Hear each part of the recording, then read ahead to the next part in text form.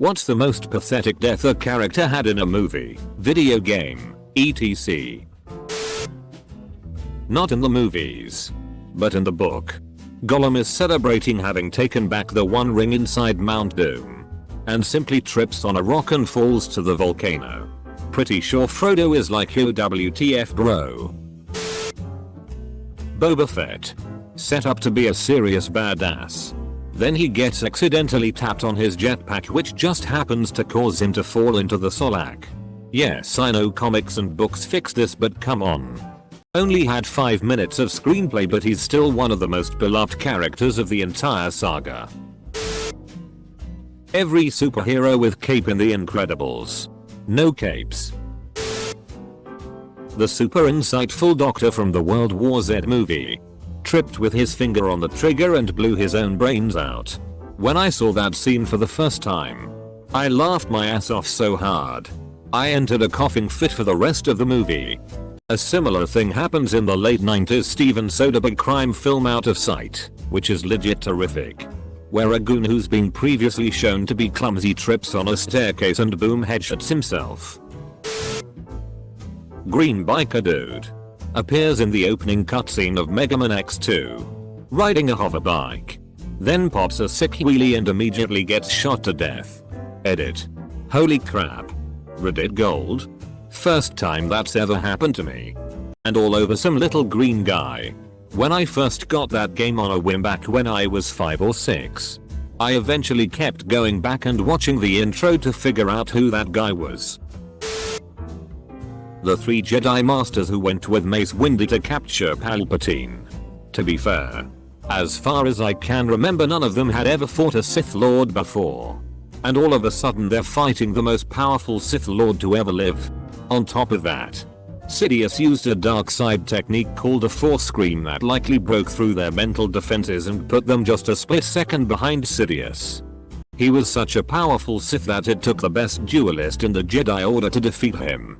And only because Windu was able to feed off of Sidious's dark side energy and use it against him. Joey Tribbiani as Dr. Drake Ramoray fell into an elevator shaft.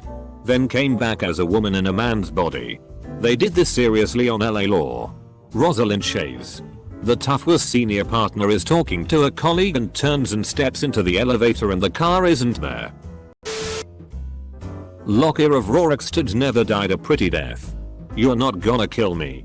I prefer the guy who stopped the prayer in order to get executed faster. If he'd just been patient and let the priest finish, he'd have lived. Padme in episode 3. In episode 6 Leia talks about memories of her mother. But they just kill her seconds after birthing the twins. Slipknot in Suicide Squad. I knew he was gonna die when he showed up without a 20-minute info dump. That was true to the comic. And his death served a purpose, in the comic. In the movie it was kind of glossed over. But seriously. In the comics members of the Suicide Squad gets killed off all the time. That's why they named it the Suicide Squad.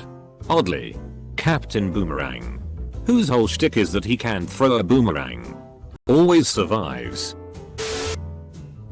Some people say Boba Fett. Others say Jango Fett. I say Captain Phasma. She had less than 5 minutes of screen time at most. She got defeated by a riot control shock baton. You know. Something literally made to be non-lethal. And then she just spouts some bullshit about never liking Finn. Despite nothing pointing this to be true. And then just F-King falls and dies without anyone giving a shit. At least Boba is well liked by fans. Captain Phasma is hated by the majority of Star Wars fans. She just felt like a strange waste of time. She didn't have enough screen time in the first one to make an impression. And a lot of the time she did have was just her caving immediately and spilling the beans about whatever it was. The location of some critical part of the base, I think. But then they still tried to present her as some badass antagonist with a storied history of conflict with the heroes in the second one, when she didn't merit it at all. General Hux. Yep. Talk about a throwaway character. That whole spy and the First Order plot lasted maybe 5 minutes of a 2+ hour movie. Ugh. Phasma as well. We got so little content of a character who had so much potential to be amazing. Chitty from The Good Place. Air conditioner fell on him after he was the one who jostled it in anxiety. It was because of the almond milk. He knew it was bad for the environment, but he went and drank it anyway. My knee-jerk reaction was to be upset at you for spoiling his death for me. Me dropping the baby penguin in Mario 64 off the icy terrain in front of his horrified mother. I had previously beaten her in a race down an ice track and she had graciously conceded that I was a more superior racer and gave me the power star. I repaid her with betrayal of the worst kind. I realized I married a monster when my wife said she has done this a few times. Penguins are amazing. How could you? D'Angelo Vickers. I guess he didn't die, but to go into a coma from trying to dunk a basketball is pretty rough. His brain died. Thank God. He was terrible. Matthew Crawley in Downton Abbey studies in a single car crash on the day his son is born, just because his actor wanted to leave the show. Close bracket. That scene caused me to stop watching the show. I thought it was great. Definitely unexpected. And pretty historically accurate. People died like crazy when cars were first introduced. Mostly because of speed and the fact that roads were only wide enough for carriages to pass. But not necessarily cars. I do agree that it completely changed the tone of the show though. And not for the better. I hated Mary's Ice Queen trope and her parade of suitors. Sybil's death was much more gutting, I think. That super important scientist in World War Z that slipped going up the ramp to an airplane and shot himself in the head on accident. Lomfeo, I remember that. A fitting end for someone with poor trigger discipline. Padma Amidala. Totally. They do not do her justice. She simply lost the will to live. Double quote. That character that died because he stepped on an explosive in Kingsman: The Golden Circle. It felt unnecessary. Poor Merlin. Open bracket. I hope they somehow miraculously saved him. As they did with the other dude we thought was dead in the first movie. More than that. And worse in Kingsman is when they kill the girl agent from this first one right after Eggy tells her she's his best friend and best agent. Cyclops and X-Men. The Last Stand. They turned Cyclops into such a terrible character in those movies. Painful to watch. Not as bad as Darwin in First Class. His whole thing is that he doesn't die. Professor Nakayama in Borderlands 2. Simply amazing. Him and the guy that begged you to shoot him in the face. Have to disagree. It was one of the most satisfying deaths in all of Borderlands. The end of Fable 2. You are about to face the man who killed your brother or sister and your dog and who tortured and enslaved many people. There is no boss fight. He gets shot and falls down. That's it. I came here for this because I will never ever forget what a disappointment that was. I was playing with a friend and we're just like, you killed our dog. Now you will suffer. And then it's like bang bleh done. You're missing something important from this description. If you don't kill him, someone else does. Goomba from Super Mario just step on his head and he dies, pretty pathetic. Cat from Halo. Reach. We're just flying away when she gets domed by a Covenant sniper and dies instantly. They all win in the game, lose in the cutscene. Remus and Tonks were killed off screen with no explanation whatsoever. They just dead now. I'd say that's a reflection on war. You don't always see your friends die. I wouldn't classify that as a pathetic death either, since they didn't exactly die on the toilet. Besides, the book was just about done at that point. All but like 5 guys could have died and there wouldn't be any change to continuity.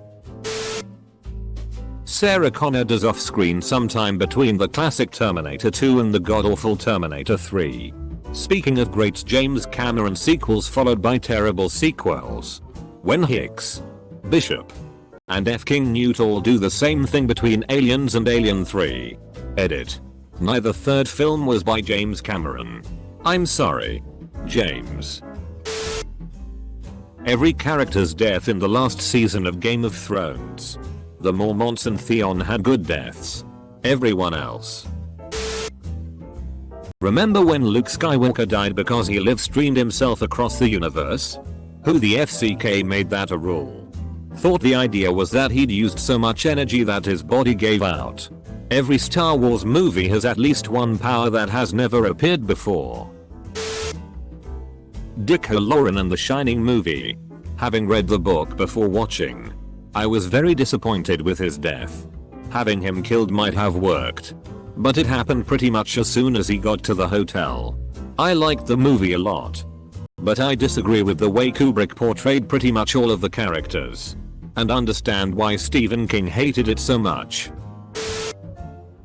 Heroin Bob in SLC Punk. Poor guy just wanted a damn aspirin. I can't watch that scene without crying. Still. Darwin. From X-Men. First Class. They did him so wrong. He had really interesting and unique powers. A punny name. And they just went with the trope of the black guy dying first. He could have been a really interesting recurring character. Donnie in The Big Lebowski. Heart attack caused but nihilists. Earlier in that scene when they are bowling he grabs his left arm foreshadowing a heart attack. I've seen that movie a million times and never noticed that until another Redditor pointed it out. It was a great pathetic death. In the classic hero's journey, the climax can only be solved by the heroes making a great sacrifice. By having Donnie die after the climax. They turned this on its head. Every single stormtrooper who died in the Battle of Endor at the hands of teddy bears. Why do they even have armor? Llewellyn from No Country for Old Men. He spends the entire movie successfully outrunning an unstoppable killer. Then gets gunned down in a hotel room, off screen, by some random unknown people. Snoke. For real. He's built up the whole time and dies without giving us any answers. WTF. Leroy Jenkins. Least he had chicken. Jack in Titanic. The only reason he was in the water instead of on the piece of wood that saved her is because she turned down the opportunity to get onto a lifeboat. They both could have fit on the door. I'm going to have to go with Achilles. His mom couldn't take the time to flip him over and finish up dipping his feet in the river Styx. And he just happens to get shot in the one heel that wasn't protected? That ain't right. You didn't read closely enough. His father stopped his mother from completing the process. Also, the arrow that shot him didn't happen to hit him in the heel. It was divinely guided. That one guy from Kong that tried to sacrifice himself and take down a giant crawler with 2 grenades only to get hit by his tail and getting launched toward a mountain. In my opinion, it was Devon Weston's assistant in GTA V. I can't remember why she ran into an engine of a plane, but she is a dumb BTCH for doing so. Thank you for watching. Subscribe for more.